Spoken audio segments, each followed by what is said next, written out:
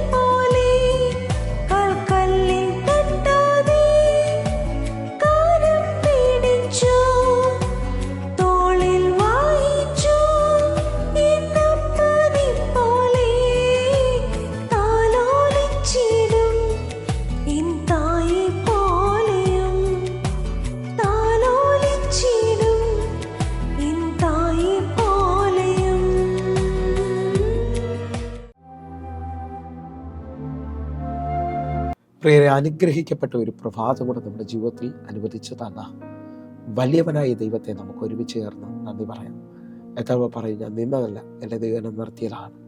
ഒന്നുകൂടെ പറഞ്ഞു കഴിഞ്ഞാൽ 2025 ജൂലൈ മാസം 22-ാം തീയതി വരെയും എന്നെയും എൻ്റെ കുടുംബത്തെയും കടലിലെ കൃഷ്ണമണി പോലെ സൂക്ഷിക്കുകയും വിടുവിക്കുകയും ചെയ്ത വലിയവനായ ദൈവത്തിന് നന്ദി പറഞ്ഞുകൊണ്ട് ഈ പ്രഭാത ചിന്തയിലേക്ക് നമുക്ക് ഒരുമിച്ച് അടുത്തു വരാം.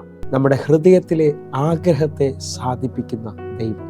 പ്രിയരെ, പ്രാരംഭവാക്യത്തിലേക്ക് 145-ാം സങ്കീർത്തനം അതിൻ്റെ 19-ാമത്തെ വാക്യം. തൻ്റെ ഭക്തന്മാരുടെ ആഗ്രഹം അവൻ സാധിപ്പിക്കും, അവരുടെ നിലവിളി കേട്ട് അവരെ രക്ഷിക്കും. പ്രിയരെ, പ്രഭാതത്തിൽ ദൈവം നമ്മോട് ഇടപെട്ട അനുഗ്രഹിക്കപ്പെട്ട വചനത്തിനായി നമുക്ക് ഒരുമിച്ച് ചേർന്ന് ദൈവത്തിന് നന്ദി പറയാം. എന്നെ കേൾക്കുന്നവരെ, നമ്മുടെ എല്ലാം പ്രാർത്ഥനയാണ് നമ്മുടെ ആഗ്രഹങ്ങൾ സാധിക്കണമെന്നുള്ളത്. എന്നാൽ ഈ പ്രഭാതത്തിൽ എന്നെ കേൾക്കുന്ന പലതും പ്രാർത്ഥിച്ചിട്ട് എങ്ങും എത്തിയില്ല, ഒന്നും നടന്നില്ല എന്ന് പറഞ്ഞുകൊണ്ട് വിഷമത്തിൽ കേൾക്കുന്നവരുണ്ട്. എന്നാൽ ഈ വചനത്തെ മുറുകെ പിടിച്ചുകൊണ്ട് പറയണം, അവൻ നമ്മുടെ ആഗ്രഹങ്ങളെ സാധിപ്പിക്കുന്ന ദൈവമാണ്. നമ്മുടെ കണ്ണുനീരിൽ നിന്ന് നമ്മളെ രക്ഷിക്കുന്ന ദൈവമാണ്. ആ ദൈവത്തിൻ്റെ പാദപീഠത്തിലോട്ടാണ് നമ്മൾ അടുക്കുന്നത്. ഒന്നുകൂടെ പറഞ്ഞാൽ 20-ാം സങ്കീർത്തനം അതിൻ്റെ 4-ാമത്തെ വാക്യം. നിന്റെ ഹൃദയത്തിലെ ആഗ്രഹം അവൻ നിനക്ക് നൽകട്ടെ, നിന്റെ താല്പര്യമൊക്കെയും നിവർത്തിക്കട്ടെ. പ്രിയരെ, ഈ വചനം കേൾക്കുമ്പോൾ നമുക്കൊരു കാര്യം വ്യക്തമാണ്.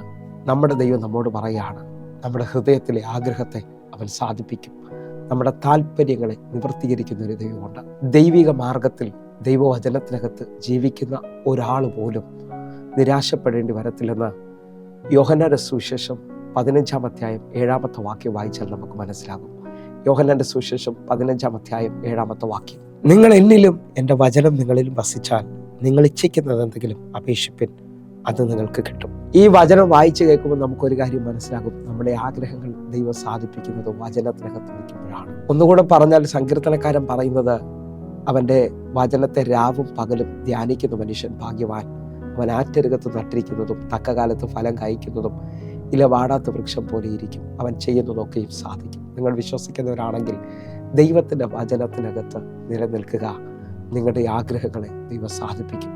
നിങ്ങളുടെ വിഷയത്തിനകത്ത് ദൈവം മറുപടി തരും. ആ നിലയിൽ തന്നെ ഇന്ന് ഈ വചനം ശ്രദ്ധിക്കുമ്പോൾ ഞാൻ ആത്മാവിൽ വിളിച്ചു പറയുന്നത്, ദൈവസന്നിധിയിൽ ദീർഘമായി പ്രാർത്ഥിക്കുന്ന, ദൈവസന്നിധിയിൽ കരയുന്ന ഹിസ്കിയാവുമാരുണ്ടെങ്കിൽ, ജീവിതം അവസാനിച്ചെന്നും മുമ്പോട്ട് വഴിയില്ലെന്നും സാഹചര്യം വിളിച്ചു പറഞ്ഞാലും നിന്റെ കണ്ണുനീരിൽ ദൈവം നിന്റെ ആഗ്രഹത്തെ സാധിപ്പിക്കും. നിന്റെ ആയുസ്സിനോട് ദൈവം 15 വർഷം നീട്ടിത്തരുന്നു ഹിസ്കിയാവിനോട് പറഞ്ഞ ദൈവം ഈ പ്രഭാത പ്രാർത്ഥനയിൽ ചിലവരുടെ ആഗ്രഹത്തെ ദൈവം സാധിപ്പിക്കാൻ പോവുകയാണ്.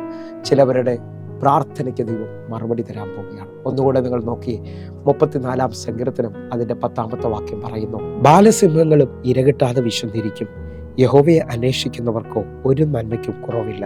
ഈ വചനങ്ങൾ വായിക്കുമ്പോൾ നമുക്ക് ഒരു കാര്യം വ്യക്തമായി മനസ്സിലായി, ദൈവത്തെ ആശ്രയിക്കുന്ന, ദൈവത്തിന്റെ വഴിയിൽ നടക്കുന്നവനും ഒന്നിനും മുട്ടുണ്ടാകത്തില്ല. സങ്കീർത്തനക്കാരൻ പറയുകയാണ്, യഹോവ എൻ്റെ ഇടയിലാകുന്നു, എനിക്കൊന്നിനും മുട്ടുണ്ടാകത്തില്ല. ദൈവത്തിന്റെ ശബ്ദം കേട്ട് ദൈവത്തിന്റെ വഴിയിൽ നടക്കുന്ന, ദൈവവചനത്തെ അനുസരിക്കുന്നവനോട് ഈ പ്രഭാതത്തിൽ എനിക്കൊരു കാര്യം പറയാനുണ്ട്.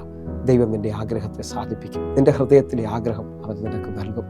കർത്താവിനെ ഒന്ന് മുറുകെ പിടിക്കാൻ പറ്റുന്ന ഉത്തരവുകളുണ്ട്. പ്രാർത്ഥിക്കുന്നവർ ലജ്ജിച്ചു പോകത്തില്ല കേട്ടോ. ഒന്നുകൂടെ നോക്കിയാൽ നിങ്ങൾക്കറിയാം. മാർക്കോസിൻ്റെ സുവിശേഷം 10-ാം അധ്യായം അതിൻ്റെ 51-ാമത്തെ വാക്യം. യേശു അവനോട്, ഞാൻ നിനക്ക് എന്ത് ചെയ്തു തരണമെന്ന് നീ ഇച്ഛിക്കുന്നു എന്ന് ചോദിച്ചതിന്, റബ്ബിനി, എനിക്ക് കാഴ്ച പ്രാപിക്കണമെന്ന് കുരുടൻ അവനോട് പറഞ്ഞു.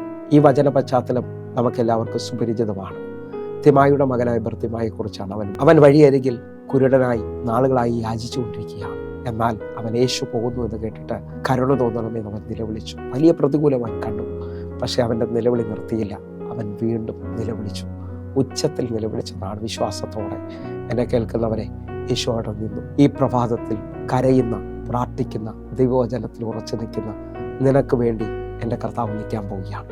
നിൻ്റെ ആഗ്രഹത്തെ നീ ഇച്ഛിക്കുന്നത് എന്താണ്? നീ എന്താണ് ആഗ്രഹിക്കുന്നതെന്ന് യേശു ചോദിക്കുകയാണ്. ഈ പ്രഭാതത്തിൽ എൻ്റെ കൂടെ ഒന്ന് വിശ്വസിച്ചുകൊണ്ട് പറയാൻ പറ്റുമോ? എൻ്റെ ദൈവം നിങ്ങളോട് ചോദിക്കുകയാണ്, നീ നാളുകൾ ആഗ്രഹിച്ചത് എന്താണ്? അങ്ങനൊരു ശബ്ദം കേൾക്കുമെന്ന് വിശ്വസിക്കുന്നുണ്ടോ? ഞാൻ ആത്മാവിൽ ചിലരെ നോക്കി പ്രവചിക്കുകയാണ്. ഇന്നത്തെ ദിവസം എൻ്റെ ദൈവം നിൻ്റെ ആഗ്രഹത്തെ സാധിപ്പിക്കാൻ പോവുകയാണ്. ഇന്നത്തെ ദിവസം നിൻ്റെ കണ്ണുനീരിൽ എൻ്റെ ദൈവം തുടയ്ക്കാൻ പോവുകയാണ്. ചിലവരെ കണ്ണിൽ നിന്ന് കണ്ണുനീര് തുടയ്ക്കും കേട്ടോ. ചിലവർക്ക് എൻ്റെ ദൈവം മറുപടി തരും. മത്തായിയുടെ സുവിശേഷം 15-ാം അധ്യായം അതിൻ്റെ 28-ാമത്തെ വാക്യത്തിൽ ഒരു കാനാന്യ സ്ത്രീയെക്കുറിച്ച് നമുക്ക് കാണാൻ പറ്റും. തൻ്റെ മകളുടെ ഭൂതോപദ്രവം മാറേണ്ടതിനായിട്ട്, തൻ്റെ മകൾക്ക് സൗഖ്യം വരേണ്ടതിനായിട്ട് അവൾ യേശുവിൻ്റെ അടുക്കൽ വന്ന് ആഴമായി നിലവിളിക്കുന്നത് കാണാൻ പറ്റും. എൻ്റെ മകളെ വെടിവെക്കണമെന്ന് പറഞ്ഞുകൊണ്ട്. അവിടെ ഒന്നും അവൾക്ക് വിടുതൽ കിട്ടുന്നതായി കാണുന്നില്ല. എന്നാൽ അവൾ പുറകെ ചെന്ന് നിലവിളിക്കുന്നത് കാണാൻ പറ്റും. ആ പാദപീഠം വരെയും കുരിഞ്ഞ ദൈവത്തെ ആരാധിക്കുന്നത്, നമസ്കരിക്കുന്നത് കാണാൻ പറ്റും. യേശുവിനോട് ആഴമായ ഒരു വെളിപ്പാട് പറയുകയാണ്. ഉടയവന്റെ മേശയിൽ നിന്ന് വീഴുന്ന അപ്പം നുറുക്കുകൾ നായ്ക്കുട്ടിയുടെ അവകാശമെന്ന് അവൾ അവകാശം പറയുകയാണ്. ആ സമയത്ത് കർത്താവ് അവളോട് പറയുന്ന വാക്യം മത്തായിയുടെ സുവിശേഷം 15-ാം അധ്യായം അതിൻ്റെ 28-ാമത്തെ വാക്യം. സ്ത്രീയെ, നിന്റെ വിശ്വാസം വലുത്, നിന്റെ ഇഷ്ടം പോലെ നിനക്ക് ഭവിക്കട്ടെ എന്ന് പറഞ്ഞു. ആ നാഴിക മുതൽ അവളുടെ മകൾക്ക് സൗഖ്യം വന്നു. വിശ്വസിക്കുന്നുണ്ടെങ്കിൽ ഈ പ്രഭാതത്തിൽ നിങ്ങളുടെ വിശ്വാസത്തെ വർദ്ധിപ്പിച്ചു. നാളുകൾ പ്രാർത്ഥിച്ചിട്ടും ഒരു നന്മയും കണ്ടില്ല, ഒരാഗ്രഹവും നടന്നില്ല എന്ന് പറഞ്ഞ് പിന്മാറിപ്പോവുകയല്ല. വിശ്വാസത്തിൽ പിടിച്ചു നിൽക്കുന്നതിനോട്, കർത്താവിനെക്കുറിച്ച് ആഴമായ ഒരു വെളിപ്പാട് കാണുന്നതിനോട് എൻ്റെ ദൈവത്തിന് പറയാനുണ്ട്, ഇന്ന് നിൻ്റെ ഇഷ്ടം ദൈവം സാധിപ്പിക്കും. നിൻ്റെ ഹൃദയത്തിലെ ആഗ്രഹം ദൈവം നിനക്ക് നൽകും.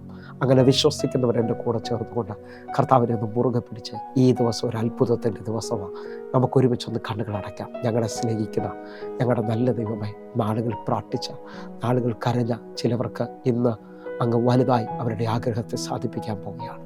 ഇതൊരു അത്ഭുതത്തിൻ്റെ ദിവസമാക്കണമേ അപ്പ. കർത്താവ് അത്ഭുതം ചെയ്തു കഴിഞ്ഞാൽ നന്ദി. യേശുവിൻ നാമത്തിൽ ഞാൻ പ്രാർത്ഥിക്കുന്നു, കേൾക്കണം പിതാവേ. ആമേൻ, ആമേൻ, ആമേൻ. പ്രിയരേ, ഈ പ്രഭാത സന്ദേശം നിങ്ങൾക്ക് അനുഗ്രഹമാകുന്നുവെങ്കിൽ നിങ്ങൾ ഈ യൂട്യൂബ് ചാനൽ സബ്സ്ക്രൈബ് ചെയ്യും, ഫേസ്ബുക്കിൽ നിങ്ങൾ ജോയിൻ ചെയ്യുകയും ചെയ്യണമെന്ന് ഓർപ്പിക്കുന്നു. അതേപോലെ ഈ കാണുന്ന 811 നിങ്ങൾക്ക് വിളിക്കുവാൻ കഴിയും. നമുക്ക് ഒരുമിച്ച് പ്രാർത്ഥിക്കാൻ കഴിയും. കർത്താവ് നിങ്ങളെ അധികത്തിൽ മാനിക്കട്ടെ. നിങ്ങൾ ഈ യൂട്യൂബ് ലിങ്ക് മറ്റുള്ളവരിലേക്ക് കൂടെ എത്തിക്കണമേ. അനേക ആയിരങ്ങൾക്ക് ഇതൊരു അനുഗ്രഹമായി തീരട്ടെ. കർത്താവ് ഈ ദിവസങ്ങളിൽ നിങ്ങൾക്ക് വേണ്ടി വലുത് ചെയ്യും. കർത്താവ് നിങ്ങളെ മാനിക്കട്ടെ. God bless you. ആമേൻ.